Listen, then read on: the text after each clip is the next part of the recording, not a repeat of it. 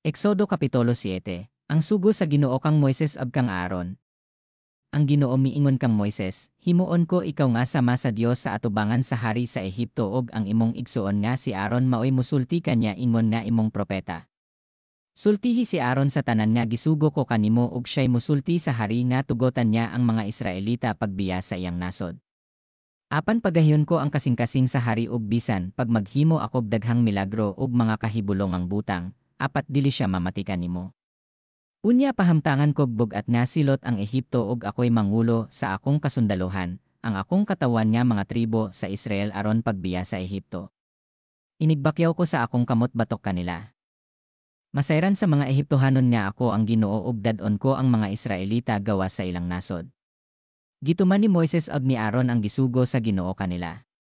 Si Moises nagpanuigon nag-80 ug si Aaron 83 sa dihang nakigsulti sila sa hari sa Ehipto. Ang Ginoo miingon kang Moises ug kang Aaron, kon ang hari sa Ehipto mo ingon kaninyo, pamatud inyo ang inyong kaugalingon pinaagig milagro. Inna si Aaron, iitsa ang imong sungkod sa atubangan sa hari ug mahimo kining bitin.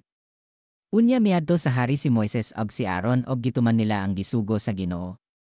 Giitsa ni Aaron ang iyang sungkod sa atubangan sa hari ug sa iyang mga opisyal ug nahimo kining bitin.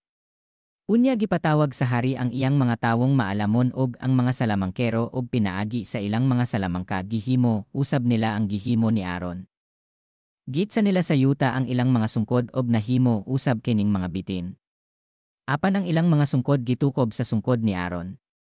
Apan nagmagahi gihapon ang hari ug wala gayud mamati kang Moises ug kang Aaron sumala sa gisulti sa Ginoo.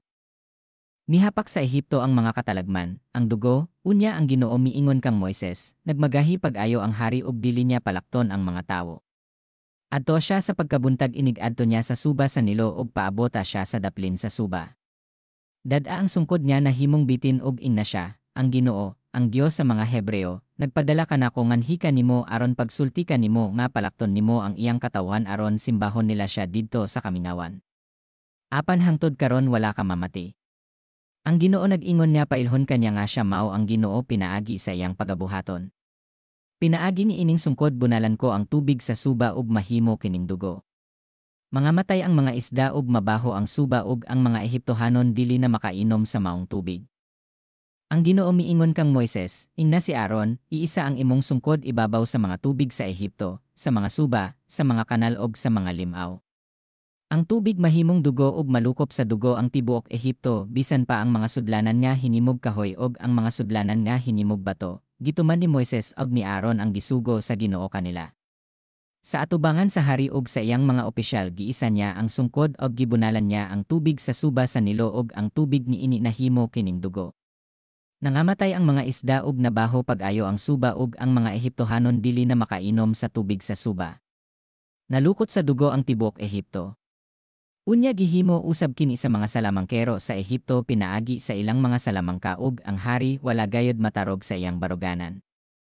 Wala siya mamati kang Moises ug kang Aaron sumala sa gipasidaan kanila sa Ginoo. Ang hari mibalik sa iyang palasyo sa walay pagpanumbaling sa nahitabo.